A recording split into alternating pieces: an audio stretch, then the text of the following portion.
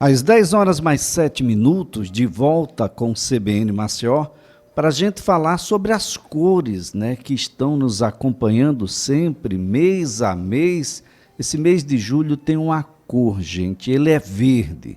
E ele é verde porque é o mês sobre a conscientização da escoliose.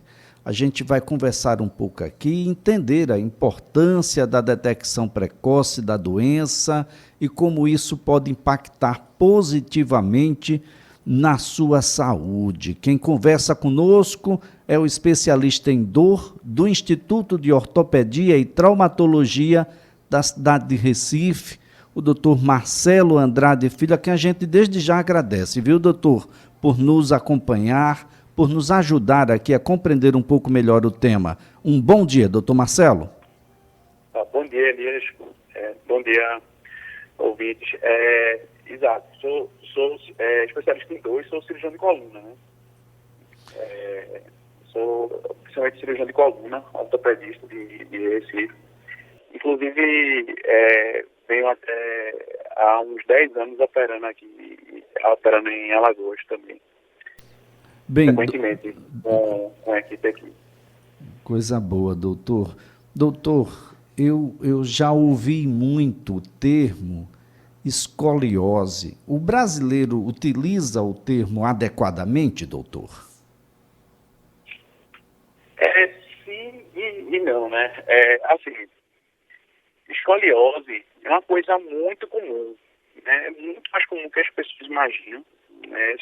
De cada 100 pessoas, 3 têm escoliose. Então é muita gente com escoliose, né? Muitas delas são desvios pequenos na coluna, né? E não se percebe, né? Porque todo mundo usa blusa, tudo, então fica bem escondido, né? Às vezes quando está na praia, as coisas só vê melhor. Tudo certo é quando tem uma angulação mais de 10 graus, né? A curvatura em uma posição em pé. Se a pessoa tiver uma angulação no raio-x das vértebras, ela faz uma curva acima de 10 graus, isso pode ser chamado de escoliose. E é uma deformidade tridimensional do lado, porque aí poderia simular até uma escoliose. Também tem uma rotação da vértebra. As vértebras, elas rodam, né? Então, isso é um critério da Organização Mundial de Saúde, e a definição é que escoliose, quando tem um desvio do lado de 10 graus, pode ser chamado de escoliose. Mas é uma coisa muito comum, é muito importante esse meio de conscientização, principalmente para a prevenção, né, de que essas curvas piorem em crianças e adolescentes, e até evitem cirurgias. Então, todo ano, esse mês é o mês de junho, junho verde, é o mês de conscientização da escoliose. Agora, doutor Marcelo, tem uma prevalência grande na população? Tem bastante, né? É gigantesco, né? No mínimo 3%, algumas regiões até 6% da população pode ter escoliose, né? Então é uma coisa muito comum, né? É aquilo que eu disse, se eu pegar 5 pessoas, 30 vão ter escoliose no mínimo, até 60. Então a população é muito grande. Fora, tem também uma outra escoliose também, que é mais do idoso, né, que aí essa prevalência aumenta mais ainda, né? Porque no idoso, às vezes, a pessoa começa a ter uma escoliose, mas é bem leve também, que a pessoa não percebe. É porque, às vezes, desgasta mais um lado da coluna do que o outro. Então, começa a ter essa curva também, né? Mas a conscientização, tudo, é importante na criança e no adolescente, porque você pode evitar cirurgias no futuro, porque essa angulação pode atingir mais de 40, 45 graus, 50 graus, e aí se tornar uma curva progressiva, que só vai piorar. E comprimir o pulmão no futuro, problema respiratório no futuro, né? Acho que não foca muito essa conscientização nos outros, porque é uma coisa tão comum e é uma coisa assintomática, na maioria dos casos. A pessoa não vai se dor, não vai ter problema algum com aquilo. Aquilo é uma curva que não vai progredir muito. Doutor, é verdade de que, bom, a doença ela tem uma certa preferência por adolescentes do sexo feminino? Exato, perfeito. A escoliose mais comum, se eu pegar 100 escoliose, 80 vão ser escoliose chamada escoliose idiopática do adolescente. Idiopática a gente não sabe explicar. Por que isso acontece? A gente não sabe explicar, a medicina não sabe explicar.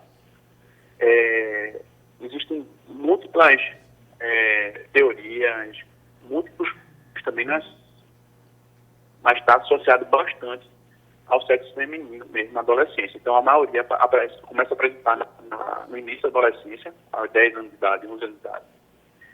E os pais ficam impressionados, pô, eu não percebi antes, porque realmente mais comum é essa. Começa a apresentar no segundo estirão de crescimento, né, na adolescência. No início da adolescência começa a apresentar essa curvatura. E dá mais em mulheres. São 8 meninas para um menino, geralmente é a média, essa proporção. Então, há um grande fator também hormonal, se acredita. Há várias teorias também, que a menina cresce mais rápido do que o menino, um período mais precoce, então a coluna está bem adaptada também para isso. Existem muitas teorias, mas a gente não sabe explicar porque acontece, na verdade, isso não. Exatamente porque não. Doutor Marcelo, o diagnóstico é um problema ou ele é possível, ou seja, a frequência das pessoas junto aos médicos especialistas da área dá a condição ao médico de um diagnóstico preciso, doutor?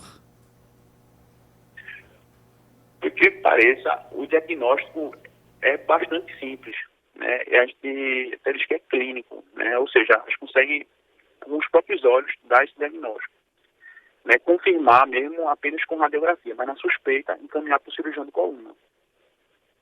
Então, como é que se percebe clinicamente, né? Você tiver a criança, né, de preferência de costas, certo?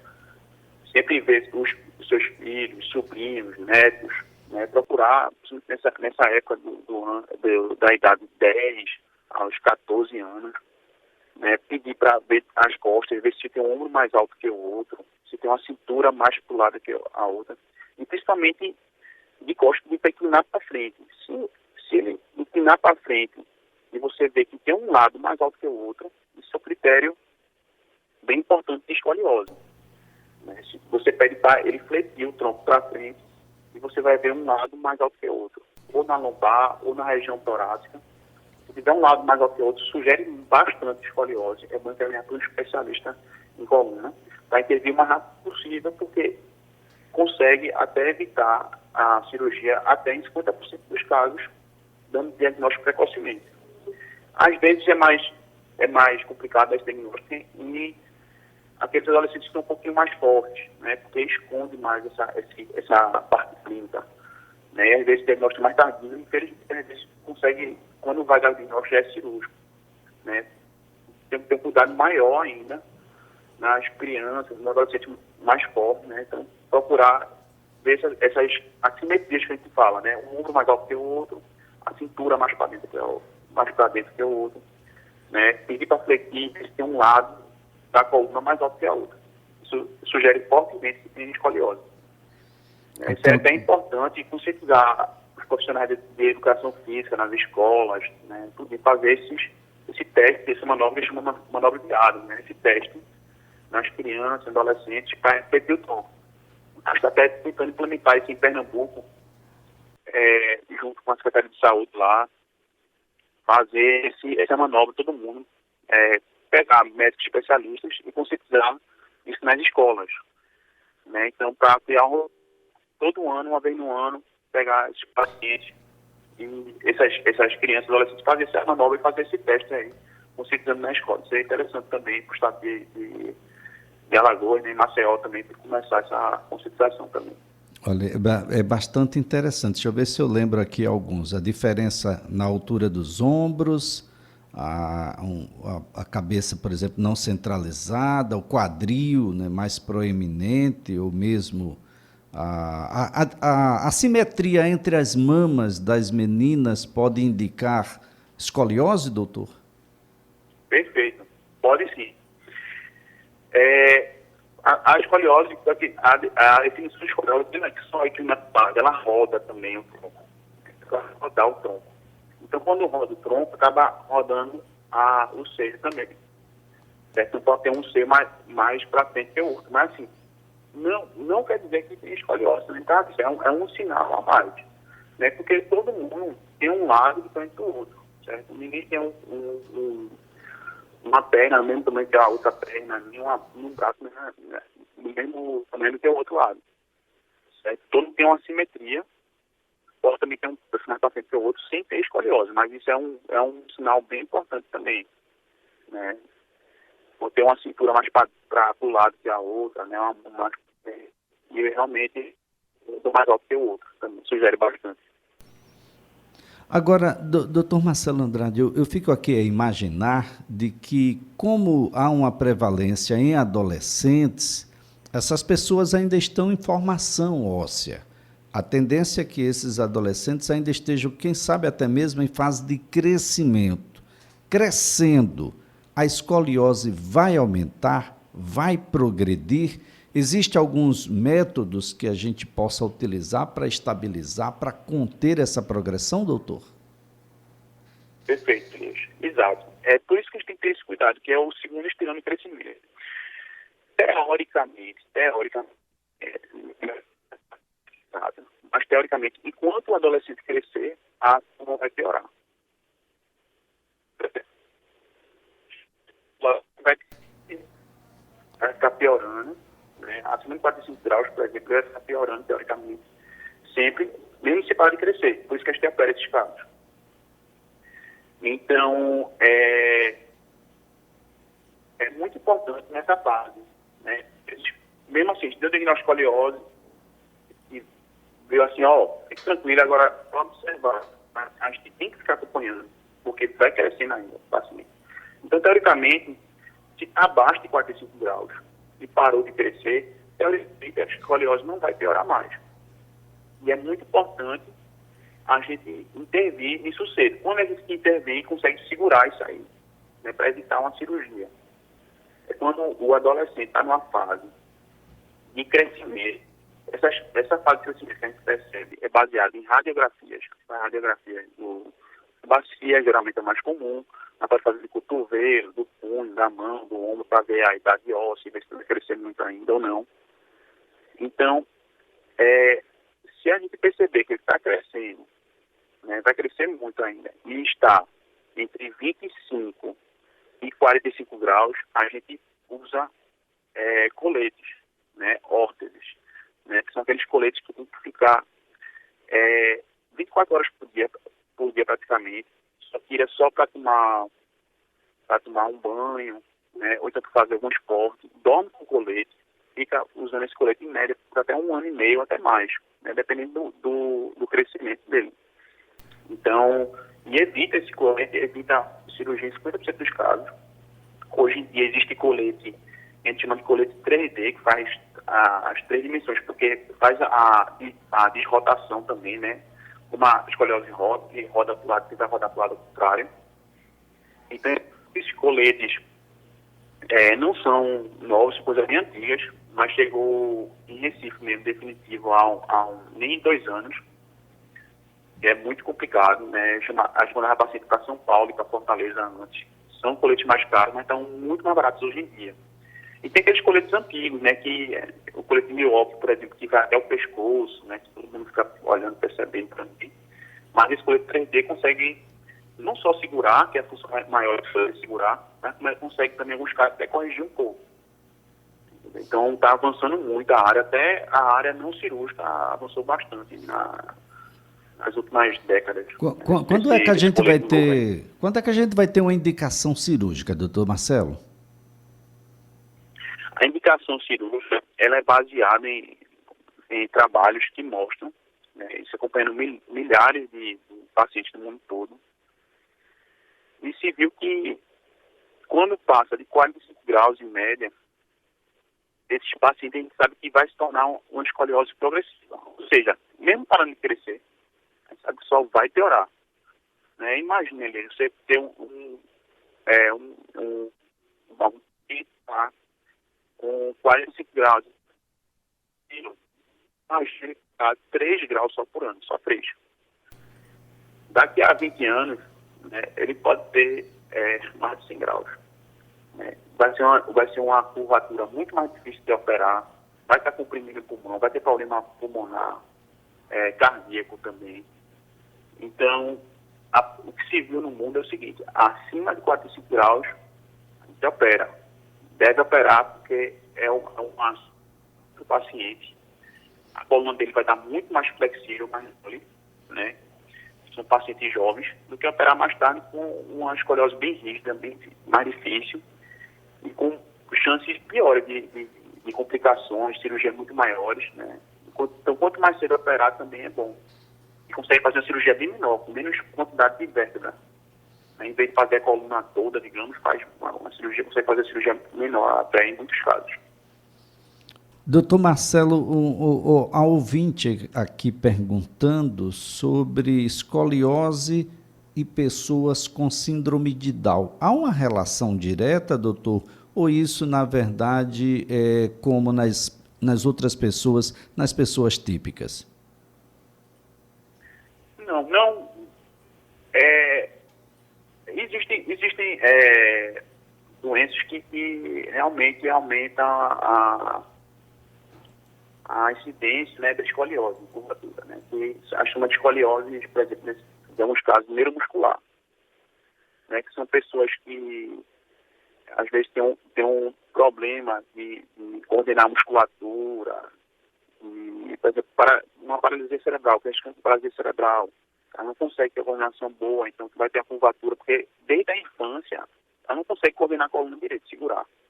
Mas síndrome de Down não é tão relevante, certo, em relação à escoliose. Pode ter como qualquer criança e adolescente, certo? Então, às vezes a pessoa acha uma doença também que é associada à escoliose, mas muitas vezes não é. Tem doenças que a gente sabe, tem problemas de saúde que a gente sabe que o paciente vai ter escoliose, né? Por exemplo, um caso, se uma criança sofreu uma lesão na coluna e ficou paraplégica antes de 10 anos de idade, né? A gente sabe, nesse caso, que é 100% de chance de ela ter uma escoliose cirúrgica. Se abaixo de 10 anos ela fez sofreu um acidente de moto, de carro, e ficou paraplégica por causa desse acidente, a chance de ter escoliose é 100%, quando abaixo de 10 anos. Então, é uma das causas também. Tem uma escoliose neuromuscular também. Por quê? Essa criança, durante o desenvolvimento, não conseguiu segurar bem a coluna. Ela começou a curvar. Isso aí é um outro tipo de causa, né? Mas a mais comum, é aquele que eu disse antes, é a escoliose idiopática, que representa 80% da escoliose. A gente não consegue explicar o que acontece. Muito bem. Muito bem. Doutor Marcelo Andrade, o ideal é de que haja uma frequência, né, junto aos profissionais ligados à ortopedia, à traumatologia, de modo a compreender um pouco melhor, identificar do mais precocemente possível e iniciar tratamentos de contenção ou de correção, de modo a ter uma qualidade de vida muito melhor um pouco mais adiante. Doutor Marcelo Andrade, eu quero, antes de mais nada, agradecer a gentileza de nos atender e a colaboração aqui prestada. Um ótimo dia, excelente final de semana, doutor. Muito obrigado pela oportunidade, isso é um mês muito importante. Obrigado por ajudar a difundir isso aí, essa consideração. Tem que fazer parte da rotina de toda a família, para a gente evitar progressões e cirurgias desnecessárias, né? Uma coisa tão frequente, né? Que é cada 5 pessoas, 3 vão ter escoliose. Então, obrigado por essa oportunidade aí de ajudar aqui a situação. Nós aqui agradecemos, doutor, nós aqui agradecemos. A nossa conversa aqui foi com um especialista em dor do Instituto de Ortopedia e Traumatologia do Recife, doutor Marcelo Andrade Filho. A gente segue agora para Belo Horizonte, as informações de Débora Costa.